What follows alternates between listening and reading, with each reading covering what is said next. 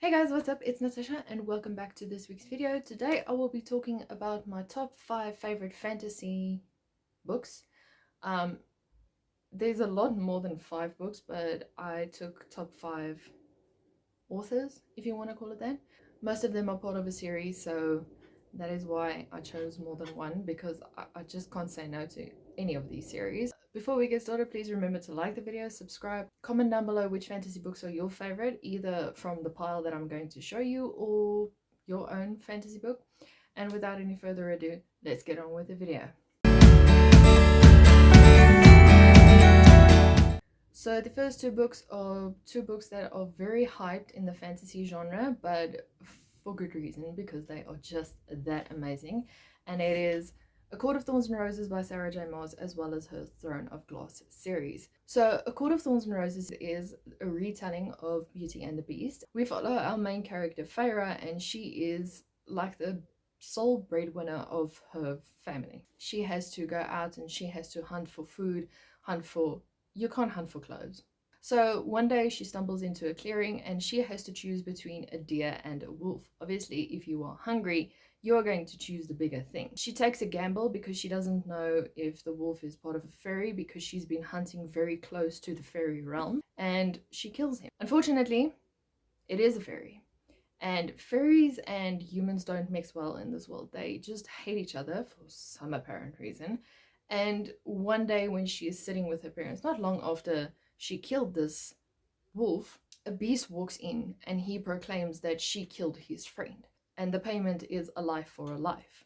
But what he tells her is, instead of killing you, I will be taking you to my kingdom so you can serve the rest of your life out there. Just do yourself a favor and pick this up. This is a really, really good book. Well, series. I didn't enjoy the first one as much, but with the series developing, I really couldn't put the series down, and I think I read it in about a week, so definitely a must read. Then in Throne of Glass, we have our main character, Selena Sardothian, and she's also Adelan's most feared assassin. She can kill you without even blinking. That's how good she is. That's overselling it, but it's basically just how good she is. Following a year in the salt mines, the king's son comes up to her and he's like, listen, my dad is hosting a championship and I've heard really great things about you. I want you to be my champion. And she's like, either mine further in the salt mines where she's brutally abused, or she goes with the king's son. So she goes with the king's son. And there are 24 champions all in all. And one by one they get killed off. And she has to work with Kale, the king's god, so that they can solve the mystery. And she discovers a series of secret passages and whatnot in the kingdom that just unravels a bigger truth than what she was planned on signing up for. The series is an 8-book series, but it is definitely worth a read. It's definitely worth binge reading as well. Then we go to a middle grade book and a series that I still haven't finished, but I did enjoy the first 2 books, and it is Inkheart by Cornelia Funk. Her second book is called Inkspell, and the third book is called Ink Death. So this book follows, I think she's 13-year-old Maggie, and she loves to read. She really enjoys reading, and somewhere along the line she remembers that her father used to read out loud, but something happened that caused him to stop reading out loud. And that is that one day when he was reading, he accidentally read a few characters into our world, and he read his wife into this book called Inkheart. This happened when she was a toddler. So a few years later, one of the characters shows up and he's like, listen, I need your dad's help, because the evil guy that he read out is on the loose and he is ready to conquer the world, and he's ready to conquer your world.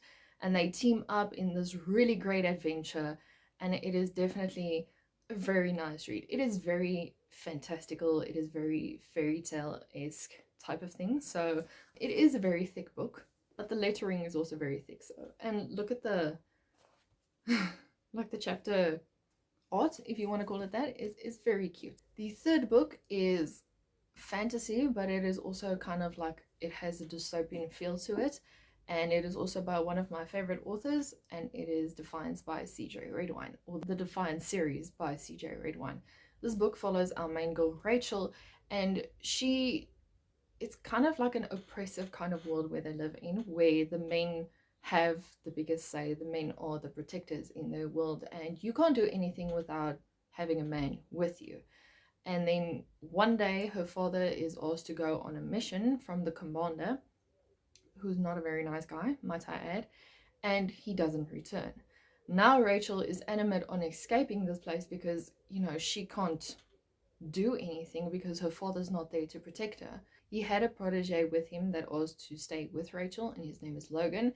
Rachel also had a big crush on him when she was younger, but unfortunately, Logan told her, listen here, I can't, your father, I can't be romantic with you. Anyway, so she tries to set out on an adventure to find her father, and before she can escape, the commander catches her and he's like, listen here, I know what you're trying to do, but I have an ultimatum for you.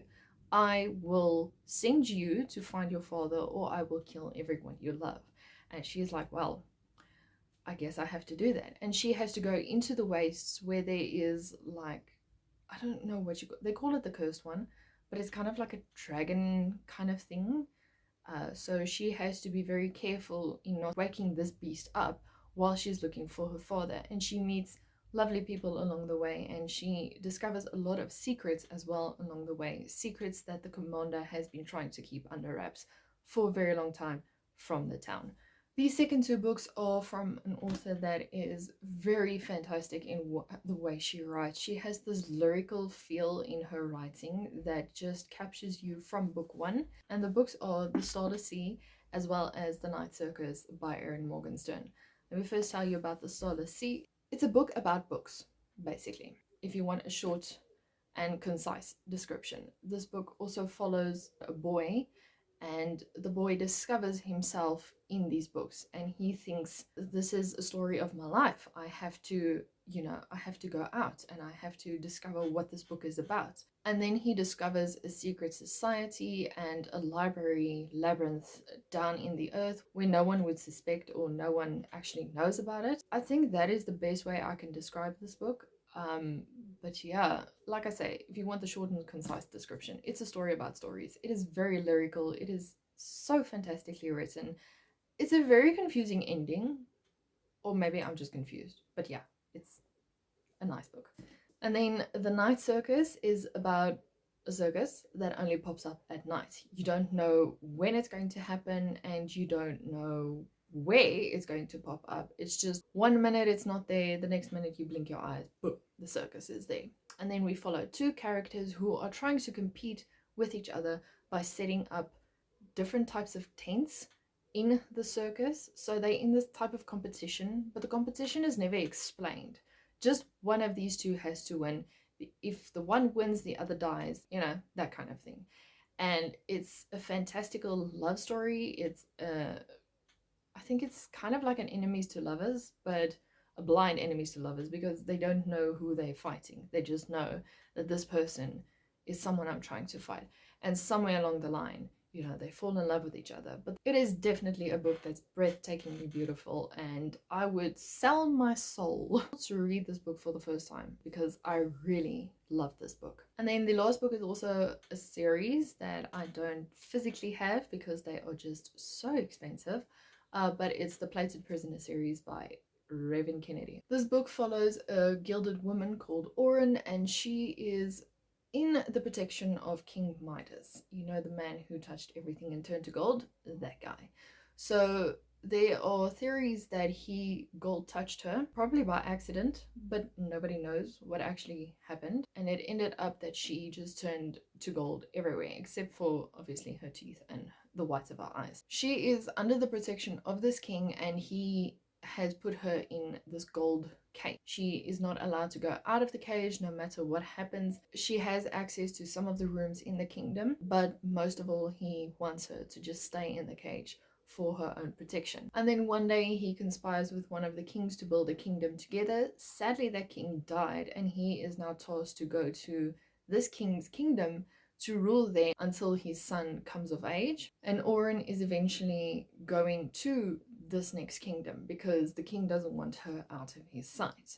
Unfortunately, she never reaches Fifth Kingdom because they were hijacked in a sense by snow pirates. And then she is also kidnapped by Fourth Kingdom's commander, or not kidnapped, but he takes her for ransom. It's a very, very whimsical story. The first one I didn't enjoy as much. I was actually debating on whether on putting it down or not, but I've seen so many people say such good things about this book, so I thought, hey, let me give it a try, and I did, and I really enjoyed it. The fourth book is coming out on the 18th of June, so I'll be sure to pick that up. So those are my top 5 fantasy authors or fantasy books, series, whatever you want to call it. If you have any suggestions about other fantasy books that you know I will enjoy based on the books that I just showed you, please comment them down below, and I'll see you guys in the video next week. Bye!